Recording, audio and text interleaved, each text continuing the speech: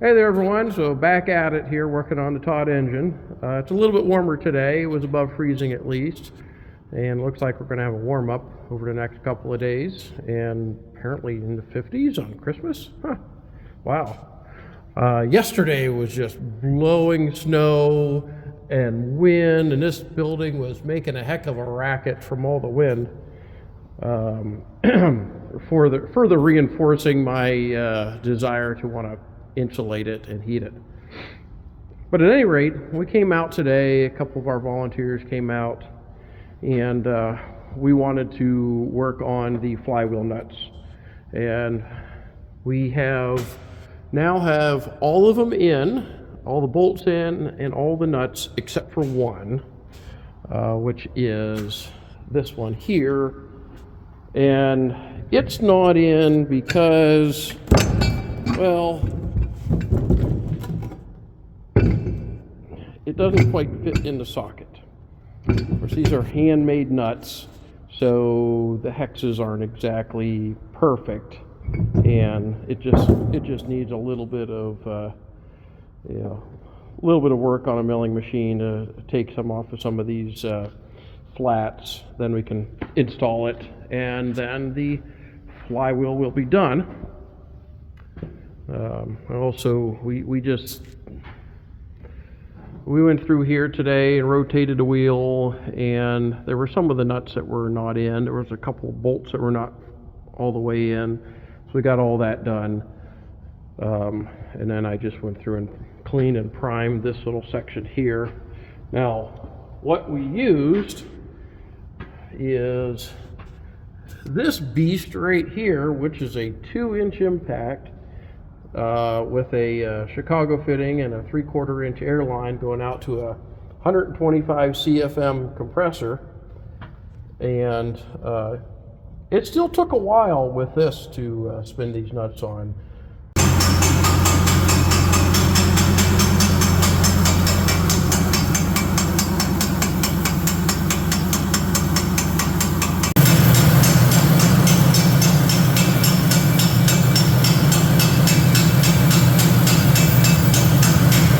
A lot of these nuts are pretty tight fit on the threads, and took quite a bit to get them on. One of which we had to heat up to keep it turning. Okay, let's see what else we got going on here. Well, we're also continuing work on the foundation. So this side here, when we added the 3 feet of concrete, we had to tie it into the flywheel pit. And so we're doing that right here, drilling down. That bit is 30 inches long. So I'll take that all the way down in, and for each one of these holes, and then drive rebar down in there, and that'll firmly lock this wall to the rest of the concrete. And this is the reason why we're doing it, because this wall has cracked a little bit, because we have this wall and there's an 8-inch slab that the engine sat on. When we set this thing up, it was going to be a static display, so we just poured an 8-inch slab reinforced with rebar. But over the years, with all this weight right here, it's pushed down and compressed the dirt underneath, and so that also has push this wall over a little bit. And when this was before the building, water get down in there and freeze and thaw and push. It hadn't moved in a long while, but I want to make sure that we're not going to have any trouble going forward, so that's why drilling the holes, putting the rebar in as far as I can get it to securely tie that into the new foundation up above it.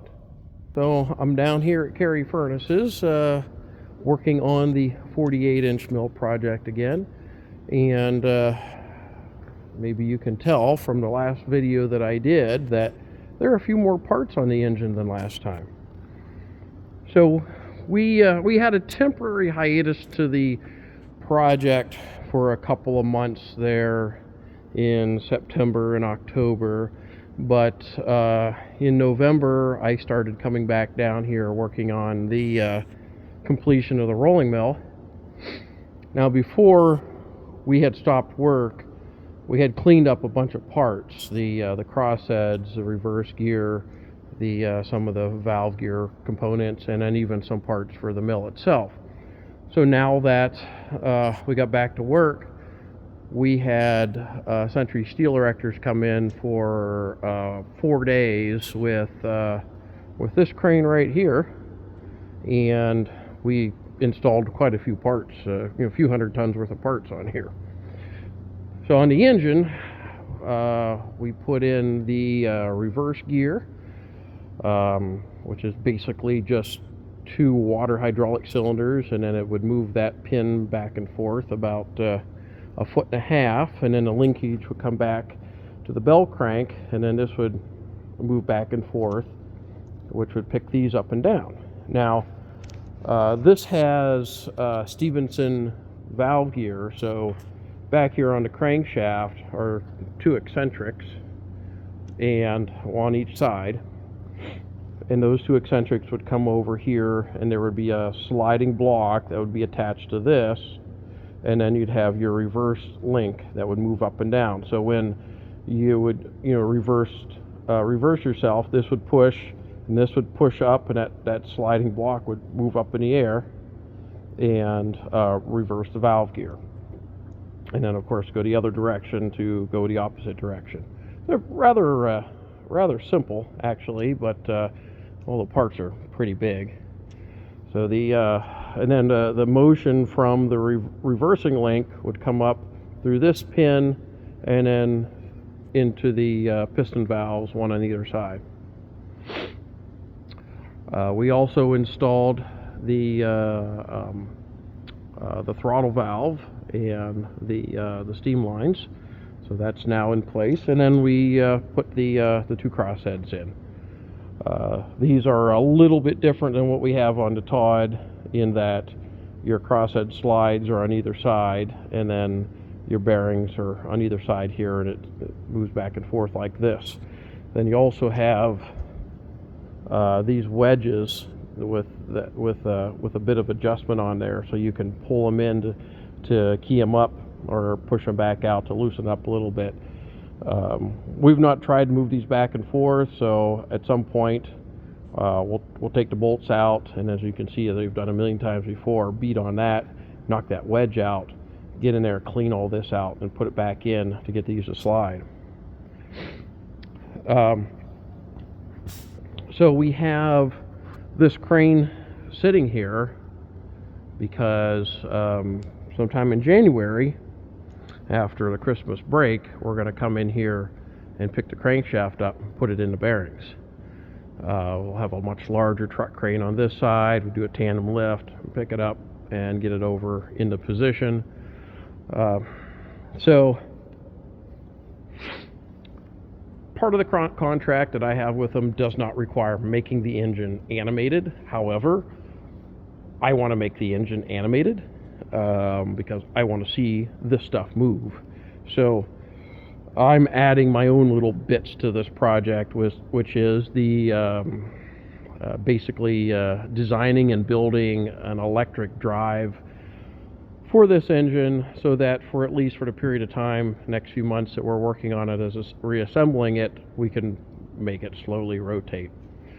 Now, the Babbitt bearings on this are absolutely crappy, and however, they're there, and with copious amounts of oil and just turning it over under no load, I think we're good enough to make the crankshaft turn.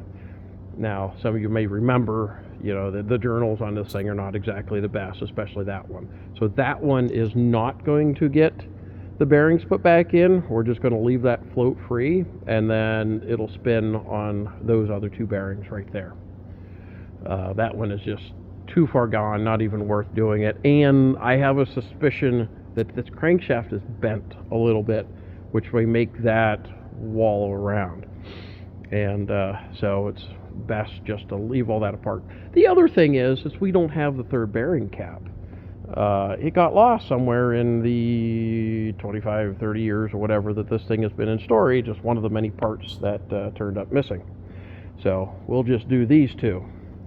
Now, what am I going to do for an electric drive? Well, I'm thinking 2 forklift tires pressing up against that wheel, being turned by a motor, should be able to get that to rotate. You know, I bought a couple of new forklift tires used off of Facebook Marketplace, and we're building a drive, and I'm using basically parts that I have found over the years. A lot of it actually come from McDonald's. Like these bearings here, and then there's a drive shaft over there against the wall. I'm going to use that drive shaft as the axle that the forklift tires will rotate on. And these bearings, these are all off of one of the Morgan cranes that was out in the steel yard at McDonald's. It's 4-inch shaft, big Hyatt roller bearings. So this is more than overkill for, you know, the power we're going to try to transmit to get this to turn over. And then the power we're going to use itself is that mill motor right there, which is an MD 104.5 that I saved from McDonald's. And a matter of fact, the earlier video I was talking about the rubber tire drive for the Tod. Well, since this is going to be a temporary setup, what I'm building for this, when we're done working on the project, I can just take that entire drive unit to Youngstown and then install it right in front of that flywheel and use it up there. So I only have to build this thing once. Now, if they decide that they want this animated permanently, well, I mean, I'm going to mount it right up here. So just for the purposes of our assembly and getting it to turn, this is the easiest place to do it. If we want to do this here as a, you know, permanent feature to make the engine animate, or the, you know, for the museum, then we'd find somewhere else to do it that would be inconspicuous. You know, maybe we can mount something down here under the balance wheel, over there under the crank disc, or even something over here like a big chain drive that attaches to those bolts there, that goes to a motor and a gearbox down there. I don't know. The purpose of this right now is just to get all the machinery moving and get it all limbered up, and then to see it function, you know, because I think all of us want to see what all this looks like when all these parts are moving back and forth. So, in the traditional Rick Rollins fashion, I'm not using any modern controls. I have a Cutler Hammer drum controller that I saved off of one of the McDonald cranes, and some of the resistors. So we're going to convert 208 3-phase to, it'll turn into about 280 volt DC. That'll go through the controller and the resistors to the mill motor. It'll just be like running an overhead crane at McDonald's deal with all the same components, really. Yeah, over the Christmas break, while everyone else is enjoying the holidays, I'm going to be here quite a bit, doing a lot more work, like, you know, putting the various bolts and nuts on things and cleaning stuff up and building this electric drive, and basically getting everything ready so that when January comes and it's time to put the crankshaft in, I have everything cleaned up and ready to go, so we can just pick that up and set it in place.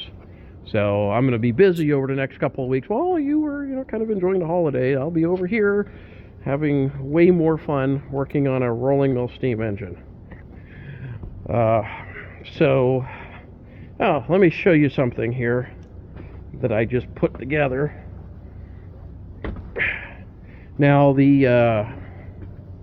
I guess it would be the small end of the connecting rods. They have, this is at the small end of the connecting rod. So your crank pin there on the crosshead is right there. And the front of the rod fits in there, and it has a big rectangular hole in it. And I just a few minutes ago got this piece together. This is how that was attached to the strap, with a couple of these C-shaped pieces that are tapered on the back sides, and then you have this tapered pin that fits down in there, and then we can get it into place, and you can tighten the nuts down on it to tighten it up. Now, it was also designed so there'd probably be like a 1/2 inch wide strip that's bent over with a hole in it, and it would fit down in through there, because you can see that's not tightened up all the way, and it's pretty far down. So when we go to install this, we could pick this up, slide that other shim in there, bolt it to that, and then drive this down in. And that's going to be a matter of fitting and trying to see what the right thickness is to get it tightened up without going through all of our travel. But up until right now, we've never bothered to even try to put this together to see how it went. And the engineering drawing tells you how to do it. Plus, we got photographs. You can see, right there, how that is. So you've got your two pieces, and then there's that tapered piece with the threaded rod. And there it is again here for this one. Kind of a unique setup. I've not seen it in many other engines with the tapered piece that big. So if you haven't seen this series of photos, the Historic American Engineering Record at the Library of Congress's website has a series of maybe 24 photos that they took of the 48 mil before it was dismantled. And if you go online and search for Homestead 48-inch mill HAER, you should be able to find these photographs. And they're quite invaluable at helping to figure out what goes where and how this thing was originally put together. And aside from the engineering drawings, this is about all we have to work from to figure out where stuff goes. So yeah, it'll look like this again someday with not nearly as much dirt. One last thing there. So yeah, you can see, the horizontal shafts are in, the spindles are in. We put the one roller table on, and then once we're done with the crane work on the crankshaft, we can take the other roller table and mount it to the other side where it goes. So we're making pretty good progress on that as well. All right, everybody, I'm going to be heading home now, and be back down here in a couple of days, continue working on this.